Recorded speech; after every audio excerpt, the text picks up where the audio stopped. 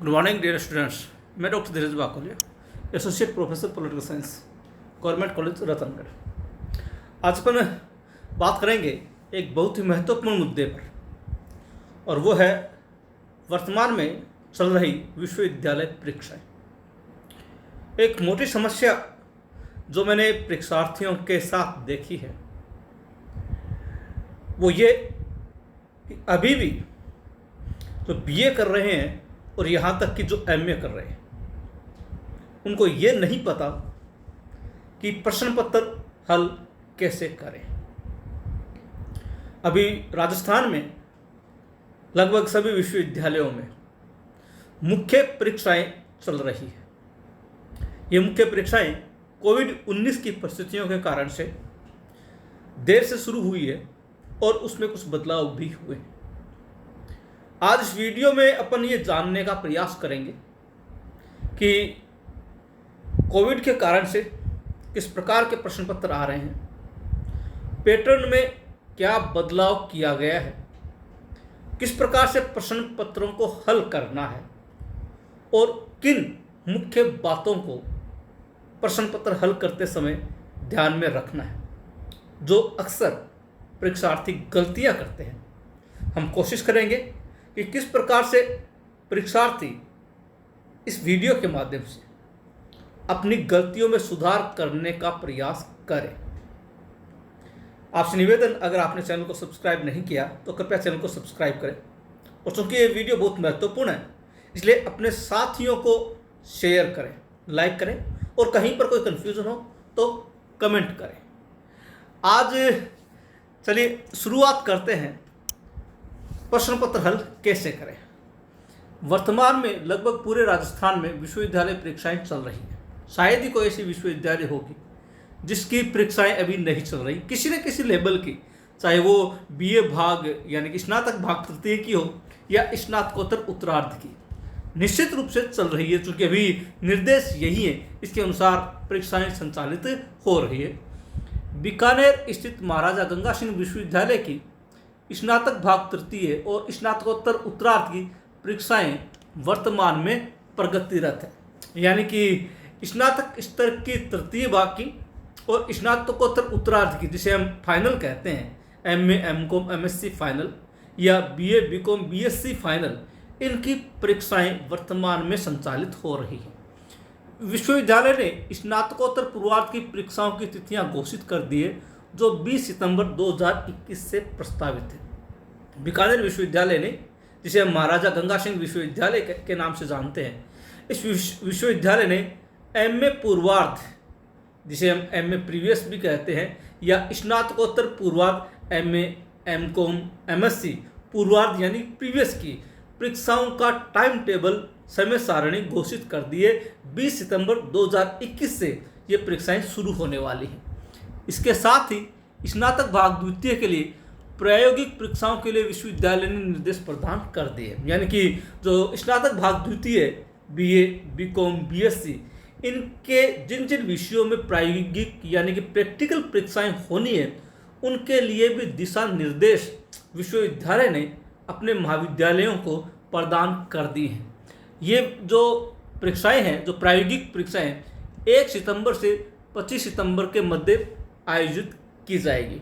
1 सितंबर से 14 सितंबर तक स्नातकोत्तर पूर्वार्ध में अगर कोई है तो उनकी एलएलएम, एलएलबी आदि की, और 14 सितंबर के पश्चात 25 सितंबर तक स्नातक स्तर की जो भी परीक्षाएं हैं, उन परीक्षाओं की प्रायोगिक परीक्षाएं होगी। इससे ये भी तय हो गया है कि विश्वविद्यालय स्नातक भाग द्वितीय की मुख्य परीक्षाएं सितंबर में शुरू करवा देगा। यानी कि जब वो प्रैक्टिकल परीक्षाओं की तिथियां घोषित कर चुका है, इसका मतलब ये तय है कि स्नातक भाग द्वितीय, बीए, बीकॉम, बीएससी या इसी प्रकार की जो स्नातक स्तर की परीक्षाएं हैं, उनकी भाग द्वितीय की परीक्षाएं सितंबर माह में प्रारंभ करवा देगा। जैसे ही प्रैक्टिकल परीक्षाएं समाप्त होती है, ये जो मुख्य परीक्षाएं हैं ये भी प्रारंभ कर दी जाएगी। ये ध्यान रहे, बीए भाग प्रथम की परीक्षा होनी अभी डिक्लेयर नहीं हुई है। विश्वविद्यालय परिस्थितियों को ध्यान में रखकर परीक्षाएं करवा भी सकता है, और चूंकि उनको प्रमोट किया जा चुका है, इसलिए हो सकता है कि उनकी परीक्षाएं नहीं करवाए। फिर भी मेरा आपसे निवेदन है कि जो प्रथम वर्ष की तैयारी कर रहे हैं या प्रथम वर्ष में है, वो परीक्षाओं के लिए अपने आप को मानसिक रूप से तैयार रखें। वर्तमान में परीक्षा का क्या पैटर्न है, यानी कि जो अभी एग्जाम चल रहे हैं स्नातक भाग तृतीय और स्नातकोत्तर उत्तरार्ध के, उनकी परीक्षाओं का एक बार पैटर्न समझते हैं कि क्या पैटर्न अभी चल रहा है, किस प्रकार के प्रश्न पत्र आ रहे हैं। बीए में स्नातक स्तर पर जो परीक्षाएं वर्तमान में संचालित हो रही है, उनमें कुछ बदलाव देखने को मिलेगा। ये बदलाव देखने को क्यों मिलेगा? क्योंकि कोविड-19 की परिस्थितियों के कारण से पैटर्न में कुछ बदलाव किया गया। कोरोना महामारी के कारण से पूरा सत्र ही गड़बड़ा गया, इस कारण से पैटर्न में बदलाव हुआ है। क्योंकि कोरोना के कारण से जो कक्षाएं हैं वो ठीक तरीके से संचालित नहीं हुई थी, केवल ऑनलाइन ही कक्षाएं हुई थी, इसलिए कुछ पैटर्न में बदलाव किया गया है। वर्तमान में जो परीक्षाएं प्रगतिरत है, उनमें जो प्रश्न पत्र आ रहे हैं, उनके हिसाब से पूरा प्रश्न 100 अंकों के हिसाब से आ रहा है। एक बार केवल ये समझिएगा, आगे की बात हम बाद में करेंगे कि वर्तमान में जो परीक्षाएं चल रही है, एमए, एमकॉम, एमएससी उत्तरार्ध, बीए, बीकॉम, बीएससी तृतीय वर्ष, इनमें जो प्रश्न पत्र आ रहे हैं वो पूरे के पूरे 100 अंकों के हिसाब से आ रहे हैं। जो प्रश्न पत्र आ रहे हैं वर्तमान में वो 100 अंकों के हिसाब से आ रहे हैं। जैसे उदाहरण के रूप में समझिएगा, बीए भाग तृतीय के राजनीतिक विज्ञान विषय की बात करें तो प्रश्न पत्र में 3 सेक्शन ए, बी और सी है।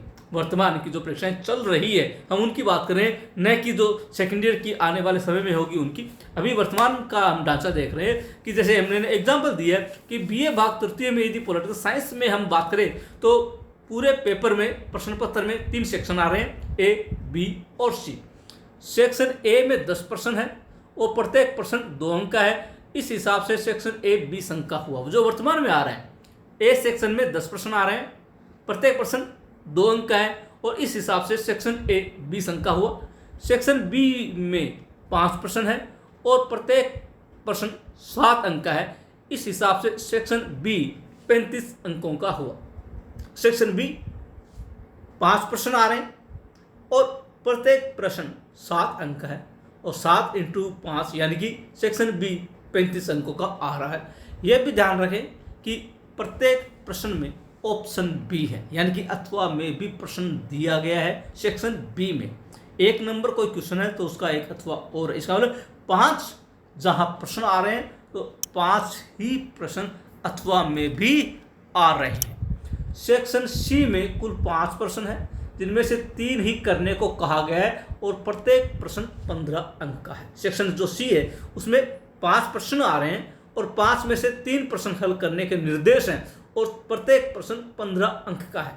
इस हिसाब से सेक्शन सी 45 अंकों का हुआ। अब देखिए, सेक्शन ए 20 अंक, सेक्शन बी 35 अंक और सेक्शन सी 45 अंक, यानी कि इनका योग हुआ कुल 100 अंक। वर्तमान में जो पेपर आ रहे हैं वो 100 अंकों के हिसाब से आ रहे हैं। ध्यान रहे, बीए भाग द्वितीय की परीक्षा में भी इसी तरह से प्रश्न पत्र आएगा, यानी जो आगामी समय में स्नातक भाग द्वितीय की परीक्षाएं होनी है उनमें भी पैटर्न यही रहेगा और इसी अनुसार प्रश्न पत्र आएगा। आगे देखिए क्या हुआ है पैटर्न में बदला और क्या करना होगा परीक्षार्थी को, इस चीज को ध्यान से समझिएगा। अब हम बात कर रहे हैं कि आपको प्रश्न पत्र में क्या करना है। कोविड-19 के मद्देनजर परीक्षा की समयावधि 3 घंटे के स्थान पर 1.5 घंटे की गई, यानी पहले प्रश्न पत्र 3 घंटे का हुआ करता था, उसको अब एकदम आधा कर दिया गया एग्जैक्ट, और वो प्रश्न पत्र आपको 1.5 घंटे में हल करना होगा। प्रश्न पत्रों का निर्माण पाठ्यक्रमानुसार अधिकतम अंक 100 के अनुसार हुआ है। जो पेपर आ रहा है वो 100 के हिसाब से ही आ रहा है। प्रश्न पत्रों का निर्माण पूरे पाठ्यक्रम के हिसाब से हुआ है। जो आपका पूरा सिलेबस है उस सिलेबस के हिसाब से पेपर बनाए गए हैं और पेपर 100 अंक का ही बनाया गया। लेकिन आपको जो करना है, कितना आपको करना है 1.5 घंटे में, इसमें छूट प्रदान की गई। क्या की गई? लेकिन प्रश्न हल करने के मामले में छूट प्रदान की गई है और इसी छूट के कारण बीए भाग प्रथम, द्वितीय और तृतीय के कुछ प्रश्न पत्रों में अधिकतम अंक 100 के स्थान पर 50 ही होंगे। यानी कि पेपर तो 100 के हिसाब से आएगा, लेकिन आपको जो छूट दी गई है 1.5 घंटे में जो पेपर करना होगा वो आधा पेपर करना होगा, और उसके हिसाब से आपके अंक भी आधे कर दिए गए, यानी कि 100 के स्थान पर 50 अंक कर दिए गए। 50 अंक कैसे होंगे इस पर अपन बात करेंगे। Economics, history, political science, public administration और सोशियोलॉजी विषय में ये पैटर्न लागू होगा। यानी कि जो मैं बात कर रहा हूँ वर्तमान में, ये बात कर रहा हूँ मैं अर्थशास्त्र, इतिहास, राजनीति विज्ञान, लोक प्रशासन और समाजशास्त्र। इन विषयों में विश्वविद्यालय ने यह पैटर्न लागू किया है। अब इन विषयों के प्रश्न पत्र में हल करने के लिए परीक्षार्थी के पास कुछ विकल्प होंगे, यानी कि वो 1.5 घंटे में 50 अंकों के हिसाब से किस प्रकार से प्रश्न पत्र को हल करेगा, इसके बारे में उसके पास क्या विकल्प है, इस पर अपन बात करते हैं।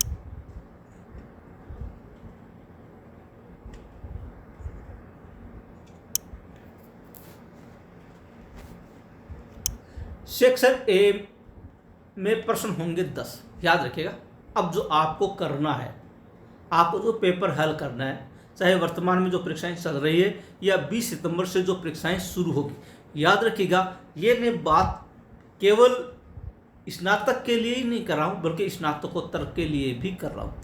MA, MCOM, MSc प्रीवियस जो 20 तारीख से प्रस्तावित है, और BA भाग द्वितीय या BCom BSc द्वितीय उनके जो प्रस्तावित है उनके संदर्भ में बात कर रहा हूँ। दोनों के ही सेक्शन ए 10 प्रश्न होंगे, लेकिन इनमें से 7 प्रश्न हल करने होंगे।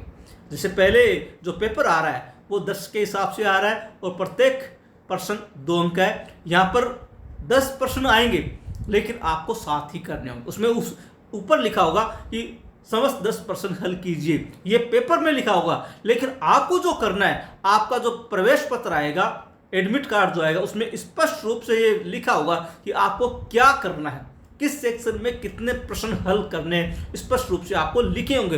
अगर आप वहां गलती कर दें तो यहां पर ये ध्यान रखिएगा, वीडियो के माध्यम से ध्यान रखिएगा। सेक्शन ए में प्रश्न तो 10 आएंगे, लेकिन आपको हल करने होंगे सिर्फ 7। प्रत्येक प्रश्न 2 अंक का होगा। इस तरह से ए सेक्शन 14 अंकों का होगा, क्योंकि 10 में से आपको सिर्फ 7 ही प्रश्न हल करने हैं। प्रत्येक प्रश्न 2 अंक का है, इस कारण से कुल प्रश्न सेक्शन ए कुल प्रश्न हुए 7 और अंक हुए 14। सेक्शन बी 5 प्रश्न होंगे, लेकिन हल करने होंगे कोई 3। सेक्शन बी में अभी जैसे मैंने कहा आपको कि अभी जो पेपर आ रहा है 5 प्रश्न आ रहे हैं, 5 के साथ अथवा में और विकल्प भी आ रहे हैं, और 5 हल करने के निर्देश उसमें दिए गए हैं। और प्रत्येक प्रश्न 7 अंक का, तो 7 × 5 35 अंक का। लेकिन आपको जो अब करना है वो करना है सेक्शन बी में 5 प्रश्न के स्थान पर आपको 3 ही प्रश्न हल करने हैं, और प्रत्येक प्रश्न 7 अंक का होगा। इस तरह सेक्शन बी 21 अंक का होगा। अब आपको सेक्शन बी में 5 नहीं बल्कि 3 ही प्रश्न करने हैं। प्रत्येक प्रश्न 7 अंक का होगा, इसलिए 7 × 3 यानी कि 21 अंक का सेक्शन बी होगा। और सेक्शन बी में परीक्षार्थी के पास ऑप्शन भी होंगे, यानी प्रत्येक प्रश्न में अथवा में भी प्रश्न आएंगे। इसका मतलब सेक्शन बी में कुल 10 प्रश्न हो गए, अथवा में आएंगे। ये जो 10 प्रश्न है ये 5 के अथवा में, आपको इनमें सब में मिलाकर सिर्फ 3 ही प्रश्न हल करने हैं। सेक्शन सी, इसमें कुल 5 प्रश्न होंगे, जिनमें से कोई एक प्रश्न हल करना होगा, और ये प्रश्न 15 अंक का होगा। याद रखिएगा, सेक्शन सी में अब तक आपको कहा गया था 3 प्रश्न हल करने हैं, लेकिन अब आपको केवल 1 ही प्रश्न हल करना होगा, और ये 1 प्रश्न 15 अंक का होगा। इस तरह सेक्शन ए 14 अंक का, सेक्शन बी 21 अंक का और सेक्शन सी 15 अंक का। इस प्रकार प्रश्न पत्र हुआ 50 अंक का। एक बार पुनः दोहराता हूँ, सेक्शन ए में 10 प्रश्न आएंगे, लेकिन आपको 7 करने होंगे। सेक्शन बी में 5 प्रश्न आएंगे, लेकिन आपको 3 करने होंगे। सेक्शन सी में 5 प्रश्न आएंगे, लेकिन आपको 1 ही प्रश्न हल करना होगा। सेक्शन ए के 7 प्रश्न 2 अंक के, यानी कि कुल 14 अंक के। सेक्शन बी के 3 प्रश्न 7-7 अंक के, यानी कि कुल 21 अंक के। सेक्शन सी में 1 ही प्रश्न 15 अंक का, और इस प्रकार से कुल मिलाकर तीनों सेक्शन 50 अंक के हुए। आशा है आप समझ गए होंगे। पुनः एक बार दोहरा देता हूँ। सेक्शन ए में 10 के स्थान पर 7 ही प्रश्न हल करने हैं, सेक्शन बी में 5 के स्थान पर 3 ही प्रश्न हल करने हैं, और सेक्शन सी में 3 के स्थान पर केवल 1 ही प्रश्न हल करना है। परीक्षार्थी को जो मुख्य बातें ध्यान रखनी है उस पर एक बार दृष्टिपात करते हैं। प्राय परीक्षार्थी यही गलती करता है कि परीक्षार्थी के लिए ध्यान रखने योग्य महत्वपूर्ण बातें, आपके पास समय 1.5 घंटा और ये जो पैटर्न है उसे आप 1.5 घंटे में बड़ी आसानी से हल कर सकते हैं। याद रखिएगा, आपको 1.5 घंटा दिया गया है और ये जो मैंने आपको बतलाए हैं प्रश्न किस प्रकार से हल करने हैं, सेक्शन ए में 7 प्रश्न, सेक्शन बी में 3 प्रश्न, सेक्शन सी में 1 प्रश्न, इनको आप 1.5 घंटे में आसानी से हल कर सकते हैं। घबराने की कतई आवश्यकता नहीं है। लेकिन अक्सर जो परीक्षार्थी गलती करता है उस पर आप विशेष रूप से ध्यान में रखें। अभी हमारे पास कॉपियां जांचने के लिए आ रही हैं, मैंने उन कॉपियों को देखा और देखकर मुझे बड़ा दुख हुआ कि अभी भी तृतीय वर्ष के परीक्षार्थियों को ये नहीं पता कि किस प्रकार से उनको प्रश्न पत्र हल करना। इसी कारण से मैं ये वीडियो बनाने को मजबूर हुआ हूँ कि आपको क्या करना है क्या नहीं करना है, इस बात का आप ध्यान रखें ताकि आप अच्छे से अच्छे अंक प्राप्त कर सकें। प्रत्येक सेक्शन पृथक करें, एक सेक्शन के बीच में दूसरे सेक्शन के प्रश्न हल करने की गलती से बचें। मैंने ये देखा कि जैसे सेक्शन ए के क्वेश्चन करने शुरू किए, 2 क्वेश्चन सेक्शन ए के किए, बीच में सेक्शन बी का डाल दिया, सेक्शन बी करते ही सेक्शन ए के वापस प्रश्न डाल दिए, 2 प्रश्न वापस सेक्शन ए के किए, फिर सेक्शन सी का प्रश्न कर दिया, फिर लास्ट में वापस सेक्शन ए का कर दिया। इससे एग्जामिनर जो परीक्षक है जो कॉपी जांच रहा है वो ठीक से समझ नहीं पाएगा और उसको गुस्सा भी आएगा और वो गुस्सा आप पर निकलेगा। इसलिए आप सबसे अच्छा तरीका ये है कि कॉपी बहुत बड़ी आती है, कहीं पर कोई समस्या नहीं आएगी।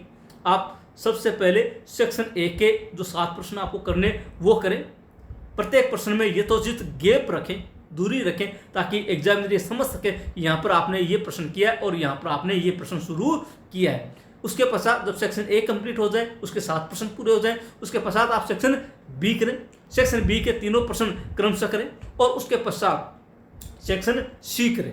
आप कुछ इस प्रकार से कुछ भी कर सकते हैं। आप यूँ भी कर सकते हैं कि सबसे पहले सेक्शन सी का 1 प्रश्न कर लें, उसके बाद सेक्शन बी के 3 प्रश्न कर लें और अंत में सेक्शन ए के जो 7 प्रश्न आपको करने हैं वो कर लें। आप जैसा ठीक समझे वैसा करें, लेकिन सबसे बढ़िया तरीका यही है कि सबसे पहले सेक्शन ए के 7 प्रश्न करें, 7 प्रश्न पूरे होने पर सेक्शन बी के 3 प्रश्न करें, 3 प्रश्न पूरे होने पर सेक्शन सी का 1 प्रश्न पत्र करें। अच्छा होगा आप क्रमशः सेक्शन ए, सेक्शन बी और सेक्शन सी के हल करें। ये सबसे सटीक तरीका होता है और एग्जामिनर बिल्कुल भी परेशान नहीं होता, आसानी रहती है उसको कॉपी जांचने में। और अगर आप ऐसा करेंगे तो आपके प्रति उसका मूड भी अच्छा रहेगा। प्रश्न हल करें तो स्पष्ट रूप से सेक्शन का नाम और प्रश्न संख्या लिखें। अभी एक समस्या ये भी आ रही है, तृतीय वर्ष के परीक्षार्थी भी गलती करें कि वो प्रश्न संख्या ही नहीं लगाते, समझ भी नहीं आता, शुरू कर देते सीधा आंसर लिखना। ये पता नहीं कि कौन सा क्वेश्चन वो कर रहे हैं। जो भी आप प्रश्न करें, मान लीजिए आप सेक्शन 1 कर रहे हैं, सेक्शन आप लिखिए ऊपर सेक्शन ए प्रश्न संख्या 1, सेक्शन ए प्रश्न संख्या 2, सेक्शन ए प्रश्न संख्या 3, या मान लीजिए सेक्शन बी का करें तो सेक्शन बी प्रश्न संख्या 2, सेक्शन सी प्रश्न संख्या 4। जो भी आप कर रहे हैं वो एकदम स्पष्ट रूप से लिखें ताकि एग्जामिनर ये समझ सके कि ये सेक्शन है और इस नंबर के क्वेश्चन को आप हल कर रहे हैं। जहां कोई प्रश्न खत्म हो रहा है तुरंत उसके बाद या एकदम उसके नीचे से अगला प्रश्न हल करना शुरू न कर दें।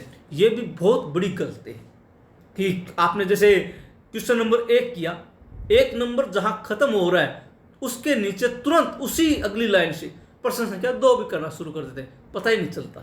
ऐसा लगता है जैसे आपने एक पॉइंट लिखा है फिर दूसरा पॉइंट लिख रहे हैं, यानी कि प्रश्न के बीच में गैप नहीं है। आपकी कॉपी बहुत बड़ी है। प्रश्न सेक्शन ए 7 प्रश्न 7 पेज, सेक्शन बी 3 प्रश्न और प्रत्येक प्रश्न आपको 2 पेज में करना होगा, इसलिए 6 पेज, 7 6 13 पेज। और सेक्शन सी 1 प्रश्न जो आपको 5 पेज में करना होगा, यानी कि 7, 6, 13, 5, 18।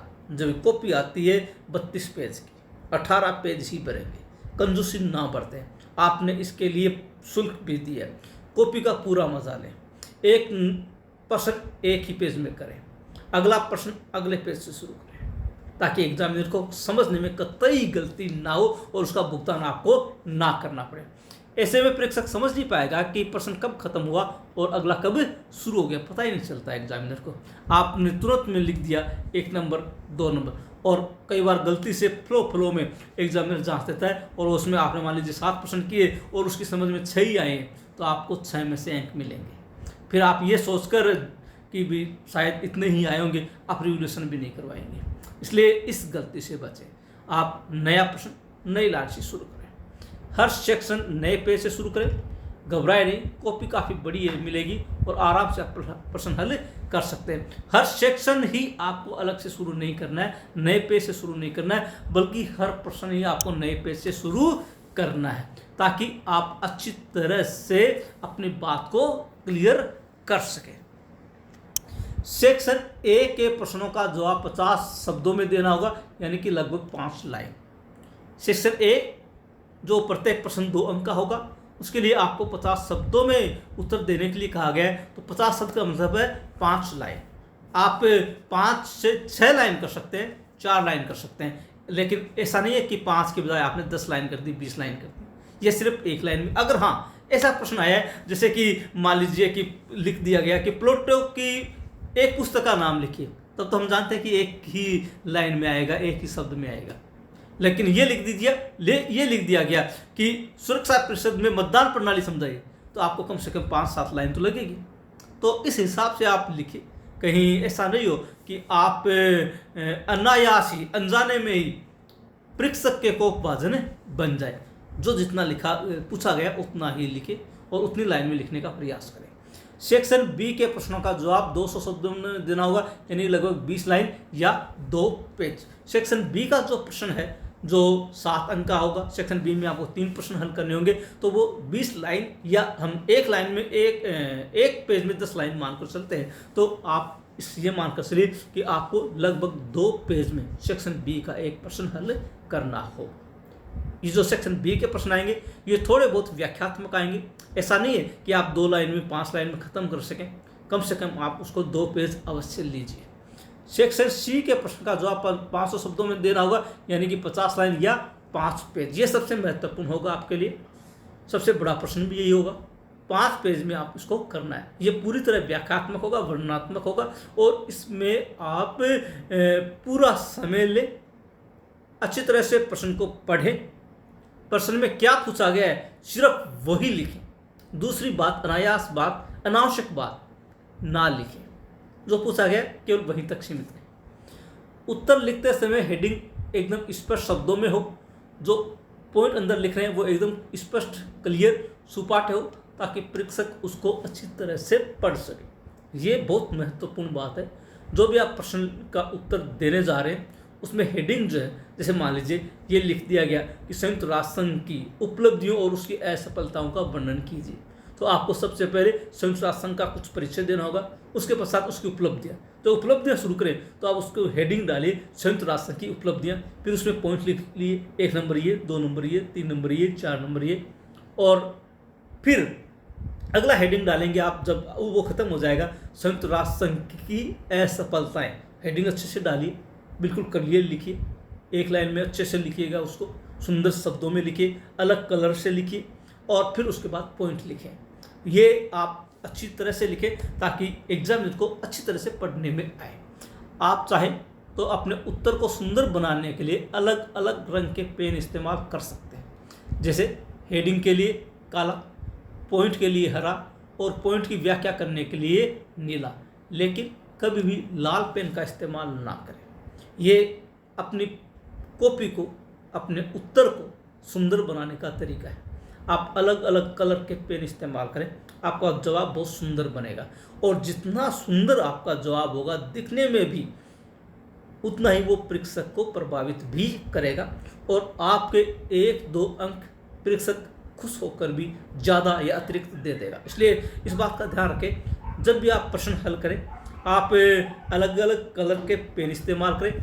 आप हेडिंग के लिए कुछ अलग कीजिए, पॉइंट के लिए कोई अलग कलर लीजिए और व्याख्या करने के लिए ब्लू पेन का इस्तेमाल कीजिए, लाल पेन का इस्तेमाल ना करें। आप चाहें तो हेडिंग और पॉइंट के लिए हाइलाइटर का भी इस्तेमाल कर सकते हैं। मान लीजिए आपके पास अलग कलर नहीं है, कोई बात नहीं, आप हाइलाइटर साथ लेके जाए, पॉइंट और हेडिंग जो आपने लिखा है उसको हाइलाइटर से हाईलाइट कर दें ताकि एग्जामिनर का ध्यान सीधा उसके ऊपर पड़े और वो आपकी बात को, जो आप कहना चाह रहे हैं, जो आप लिख रहे हैं, उसको अच्छी तरह से समझ सकें। अगर एक बात ध्यान रखिएगा, एग्जामिनर की नज़र वहीं जाती है जहाँ पर परीक्षार्थी गलती करता है। जहाँ गलती नहीं करता परीक्षक उस पर ज़्यादा ध्यान नहीं देता, क्योंकि वो जानता है ये सही है और गलती पर तुरंत नजर जाएगी। इस बात को आप ध्यान रखें। किसी भी तरह की अप्रासंगिक बात अपने उत्तर में ना लिखें, ना ही कुछ अतिरिक्त समझाने का प्रयास करें। यानी कि अगर कोई ऐसी बात जो प्रश्न के जवाब के अनुकूल नहीं है, उत्तर से मेल नहीं खा रही, या आप एक्स्ट्रा कुछ ज़्यादा समझाने का प्रयास करें, जैसे मान लीजिए संयुक्त राष्ट्र संघ की सफलताएं या असफलताएं पूछिए, आप महासभा भी बताने लग गए, सुरक्षा परिषद भी बताने लग गए, अंतर्राष्ट्रीय न्यायालय भी बताने लग गए, सारे अंगों की व्याख्या करने लगे, इसका कोई औचित्य नहीं। जैसे भी मैंने कहा आपको कि संयुक्त राष्ट्र संघ का सामान्य सा परिचय लिखें, उसके पश्चात सीधे मुद्दे पर आए, उसकी सफलताएं असफलताएं पूछिए, केवल उन्हीं की व्याख्या करें, अंत में निष्कर्ष अवश्य लिखें ताकि उसमें जो भी आप 2, 4, 5 लाइन में लिखेंगे कंक्लूजन आ जाएगा कि आखिर है क्या। तो अनावश्यक बात ना लिखें, फिजूल की बात ना लिखें, इससे एग्जामिनर पर आपका गलत प्रभाव पड़ेगा। जितने प्रश्न हल करने के लिए कहा गया है उतने ही करें, उससे ज़्यादा नहीं। मैं ये बात इसलिए भी बता रहा हूँ कि अभी जो मेरे पास कॉपियाँ आ रही है, जैसे ये कहा गया है कि सेक्शन ए में 10 में से 7 करने हैं, सेक्शन बी में 5 में से 3 करने हैं, सेक्शन सी में 5 में से 1 ही करना है। लेकिन अभी तृतीय वर्ष के परीक्षार्थी भी ये गलती कर रहे हैं कि सेक्शन ए के 10 के 10 कर रहे हैं, सेक्शन बी के 5 के 5 कर रहे हैं और सेक्शन सी के भी 3 कर रहे हैं, जबकि आवश्यकता ही नहीं। इससे आपका समय भी जाया हो रहा है और आपको जो बात लिखनी है वो लिख भी नहीं पा रहे हैं, और इसके कारण से बहुत से प्रश्न छूट रहे हैं। बहुत से ऐसे परीक्षार्थी हैं जिन्होंने सी सेक्शन किया ही नहीं या जिन्होंने बी सेक्शन किया ही नहीं, क्योंकि वो गलती कर रहे हैं। समय कहाँ से बचेगा? आपको इस समय में जितना कहा गया उतना ही प्रश्न हल करें। अगर आप इस समय में इतने ही प्रश्न हल कर सकें तो भी बहुत बड़ी बात है, ज़्यादा एक्स्ट्रा करने का कोई प्रयास नहीं करें। एक बात अभी मैं पुनः दोहराऊंगा कि किसी भी सूरत में परीक्षक को मूर्ख या बेवकूफ़ बनाने की चेष्टा ना करें। आप ये ना समझे कि क्या परीक्षक ध्यान थोड़ी देगा, कुछ भी लिख देते हैं, नहीं। मैंने कहा कि परीक्षक की नज़र वहीं जाती है जहां आप गलती करते हैं, सही पर नहीं जाएगी, वो जानता है। जैसे ही कॉपी लेता है एग्जामिनर, परीक्षक कॉपी जांचने के लिए अपने हाथ में लेता है, पर पहला पेज पलटते ही पता चल जाता है स्टूडेंट्स का स्तर क्या है। जैसे अपन गेहूँ खरीदने जाते हैं, सारे गेहूँ नहीं देखते, उसमें से कुछ गेहूँ चुनकर देखते हैं कि गेहूँ किस प्रकार के। जैसे अपन कुछ गेहूँ से पूरी बोरी का पता लगा लेते हैं, वैसे ही कॉपी के पहले पेज से ही परीक्षक को आपका अनुमान हो जाता है और उसी हिसाब से फिर वो मार्क्स आते हैं। इसलिए कहीं पर भी परीक्षक को बनाने का प्रयास ना करें। इन बातों का विशेष ध्यान रखना है और प्रश्न पत्र आपको हल करना है। मेरी शुभकामनाएं आपके साथ। कहीं पर कोई कन्फ्यूज़न हो, अभी भी कोई बात समझ में नहीं आई हो, तो आप कमेंट बॉक्स में जाकर लिख सकते हैं। आप चाहें तो मुझे आप कॉल करके भी फ़ोन के माध्यम से भी पूछ सकते हैं। मेरे मोबाइल नंबर है 94 144 020 85। इन नंबरों पर आप फ़ोन कर भी अगर कन्फ्यूज़न है तो आप क्लियर कर सकते हैं। चलिए, आशा आपको वीडियो पसंद आया होगा। मिलते हैं नए वीडियो में। पुनः एक बार निवेदन, अगर आपने चैनल को सब्सक्राइब नहीं किया है तो कृपया चैनल को सब्सक्राइब अवश्य करें। धन्यवाद।